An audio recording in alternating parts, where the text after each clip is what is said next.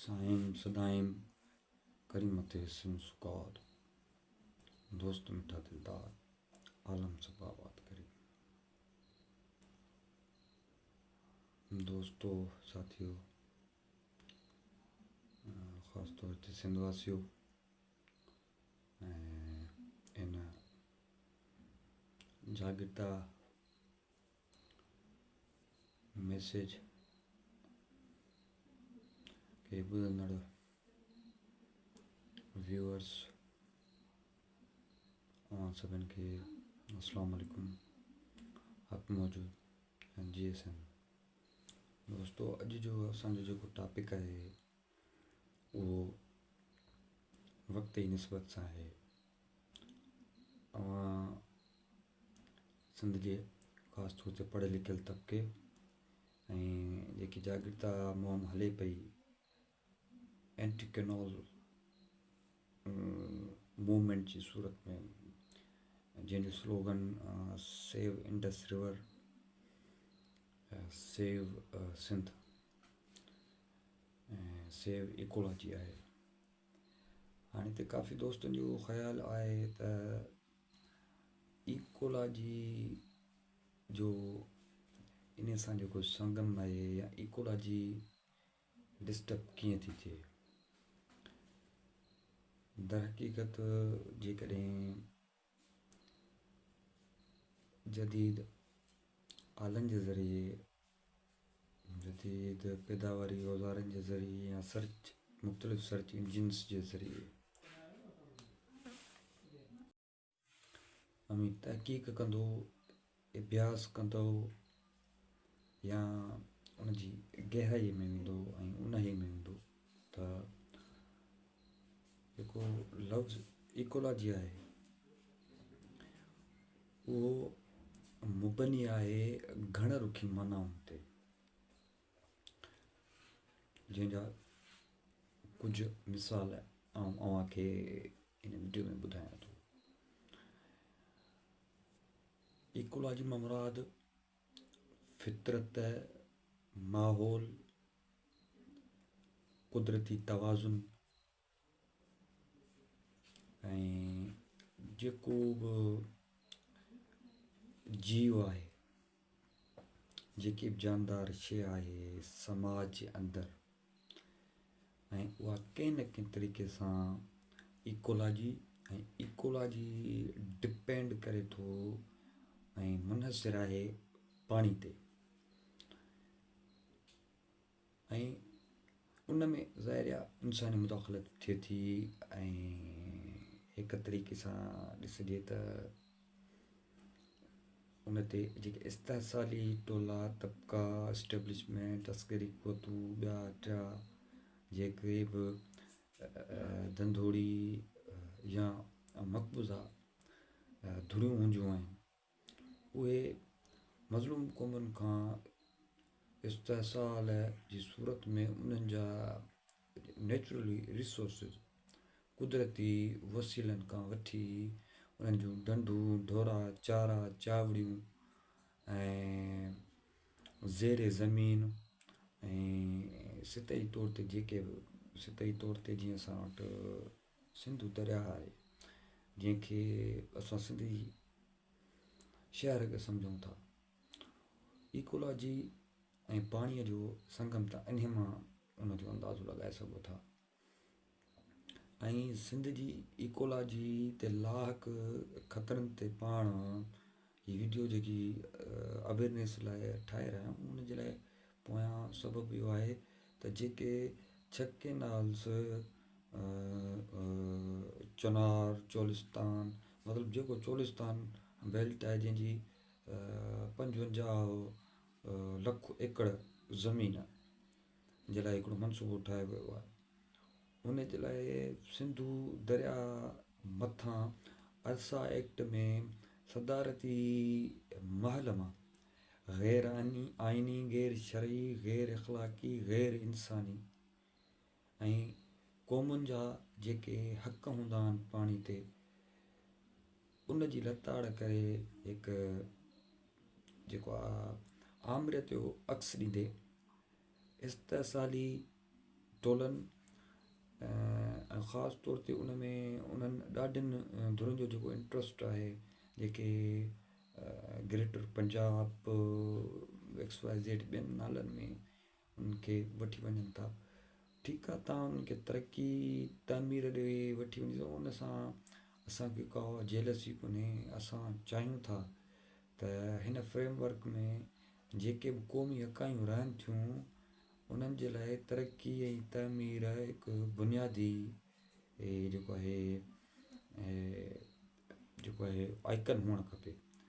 पर इहो हरगिज़ मतिलबु त कंहिं बि हवाले सां हरगिज़ इहो ठहिके ई नथो त तव्हां जेको आहे हिकु क़ौमी इकाईअ खे ऐं उनजे जेको आहे बुनियादी वसीले पाणी इंसान जी बुनियादी घुरिज आहे, पर उन सां गॾोगॾु इहो त आम माण्हू ॼाणे थो, पर जेको इकोलॉजी सिस्टम आहे, फितरी माहौल आहे जेको जंहिंजी सॼी कमान फितरत जे हथ में आहे, उन असांखे गॉड गिफ्टेड आहे।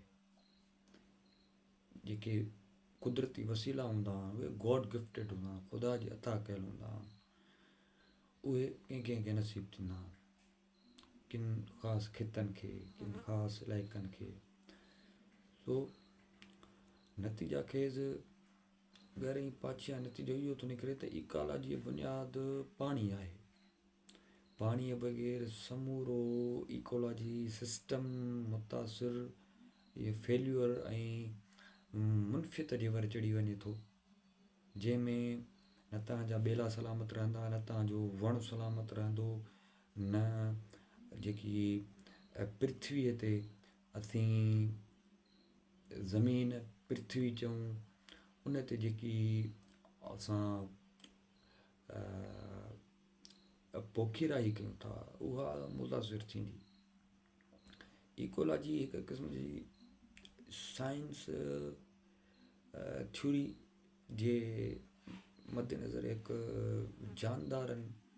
जानवरनि जीवतुनि वणनि ढंढुनि ढोरनि चांवरनि मतिलबु त जेके बि साह भरियूं शयूं आहिनि ऐं उन सां गॾोगॾु जेके पखण पखी ऐं ढंढूं ढोरा जेके बि आहिनि उन्हनि सभिनि खे मुतासिर करे थी। ही हिकु फितरी उसूल आहे जंहिंखे असां यूनिवर्सल ट्रुथ चऊं। यूनिवर्सल ट्रुथ जी जेकी थ्योरी आहे उन ते इकोलॉजी एंड वाटर, इकोलॉजी ऐं पाणी मुनहसिर आहे उन ते। उन में जॾहिं इंसानु मुदाख़लत करे थो ऐं मुनफ़ी जॾहिं मुदाख़लत करे थो त उन जो नतीजो असांखे इहो मिले थो त कुदरती वसीलनि खे नाजाइज़ी ऐं अन्याय जे राज में जेकी वणनि जी वाढीअ खां वठी सनतुनि मां जेको ख़ारिज थींदड़ जेको आहे ज़हरीलो पाणी आहे उहो जॾहिं ॿिन्हिनि में शामिलु थियो उहो उन्हनि खे डिस्टर्ब करे, उनखे अॻे ई असां भोॻूं पिया था। जंहिंजो वॾो मिसाल असांजे लाइ मंछुर ढंढ आहे, जेकी एशिया जी वॾे में वॾी ढंढ आहे। सो अचूं था त हींअर जेकी सिंधु दरिया बचायो जदोजहद हले पई, उहा समूरी जामे अंदाज़ में जे खणी चइजे त सिंध जी इकोलॉजी जे बचाव जी तहरीक आहे, सिंध जे मुस्तक़बिल असांजे नसुलनि जे बका जी जंग आहे, जंहिंमें हर कंहिंखे पंहिंजो रोल अदा करिणो पवंदो। उन जे करे ज़रूरी आहे त असां उन बेसिक शयुनि खे सम्झूं सिखूं। ही मुख़्तसिर वीडियो इन जे करे अव्हांखे जेको आहे हिकु अवेयरनेस जी सूरत में, हिकु जागृति जी सूरत में अव्हांजे आॾो पेश कयां पियो। पंहिंजो क़ौमी बुनियादी इंसानी हक़ सम्झंदे पाणी ज़िंदगी आहे, ज़िंदगी जी बका लाइ तमामु ज़रूरी आहे ऐं इकोलॉजी में हुनजो मरकज़ी किरदारु आहे। हर इंसान, जानदार, जानवर, वण ॿूटा पाणीअ ते भाड़िनि था, दरिया ढंढूं ऐं ज़मीनी पाणी फितरी निज़ाम खे मुतवाज़न रखण में मदद था ॾियनि। जेकॾहिं पाणीअ जी खोट या आलूदगी वधी वञे थी त न रुॻो माहौल मुतासिर थिए थो, पर ज़िंदा जानदार पिणु ख़तरे में पइजी वञनि था ऐं समूरो इकोलॉजी जो सिस्टम, इन खणी चओ त समूरी हयातात जो सिस्टम जेको आहे तबाह थी वञे थो। सो इन मुख़्तसिर ख़ुलासे खां बाद में अवां सभिनि खे इहा गुज़ारिश आहे त पंहिंजो रोल कंहिं न कंहिं तरीक़े सां अदा कयो, छाकाणि त सिंधु दरिया जंहिंखे असां शाह दरिया बि चऊं था, उहो हूंदो त असीं बि हूंदासीं, अवां बि हूंदो, असांजा ईंदड़ नसुल बि हूंदा। जेकॾहिं अवी हुन तहरीक में इंट्रस्ट नथा वठो, सिंधी माण्हू रोडनि ते नथो अचे, पुरमन एहतजाज खां वठी मुज़ाहिमत ताईं पंहिंजो किरदारु अदा नथो करे सघे, त ज़रूरु तारीख़ बि असांखे घिनौनो भूंडो ॾींदी, तारीख़ बि असांखे मयार ॾींदी, ऐं असां तारीख़ खां इहा तवका न करे सघंदासीं त तारीख़ असांखे बेॾो ई करार ॾींदी। तारीख़ जा ऐं वक़्त जा पंहिंजा फ़ैसिला हूंदा आहिनि, जेके उहे पंहिंजे मुक़ररु वक़्त ते तइयुन कंदी आहे।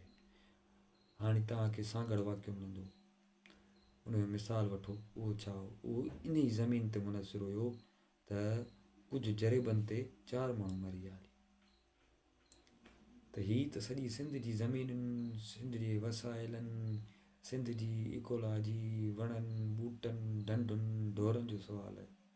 इन जे लाइ सभिनी नज़रियनि, फ़िक्रनि, पार्टियुनि, तबिक़नि खां मथां उथी असांखे पंहिंजो किरदारु अदा करणो पवंदो। ऐं ख़ासि तौर ते अव्हांखे इहा निंड आहे त जेकी सिंधु बचायो,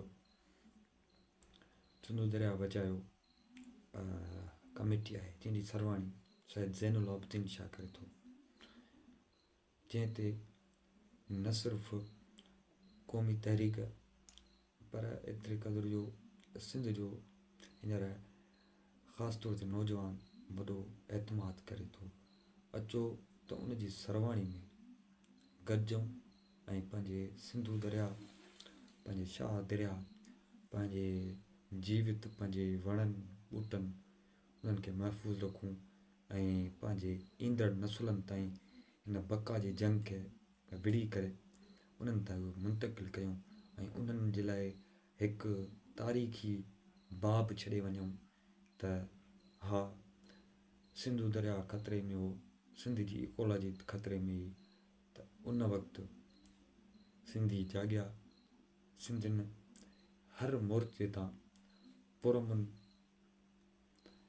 मज़ाहिमती किरदारु अदा कयो ऐं हू पंहिंजो शाहकार दरिया, वसीलो पाणी बचाए विया, जानदार बचाए विया, वण बचाए विया, ॿूटा बचाए विया, ऐं उहे असां ॾे मुंतक़िल कया अथसि। त ज़रूरु उहे असां ते फ़ख़ुरु कंदा, तारीख़ असां ते फ़ख़ुरु कंदी ऐं तारीख़ में असांजूं क़ुर्बानियूं सुनहरनि अखरनि ऐं गोल्डन वर्ड्स में लिखियूं वेंदियूं।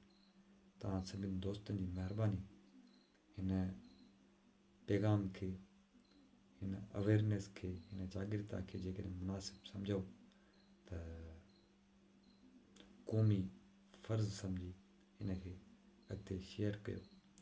ऐं जंहिं यूट्यूब पेज ताईं असां अवेयरनेस मैसेज हलायूं था सिंधी का डिजिटल जे नाले ते, उनखे हमथाइण जे लाइ ऐं ईंदड़ वक़्त में अहिड़नि सिंध दुश्मन, वतन दुश्मन मनसूबनि खे नंदण जे लाइ इनखे लाइक बि कयो, सब्सक्राइब कयो ऐं जेको आहे मुसलसल इन में जेको आहे ई कॉमर्स, इकोलॉजी, जेके तइमीरी तरक़ी ऐं जदोजहद जा जेके पासा आहिनि उन्हनि खे ॾिसंदा रहो।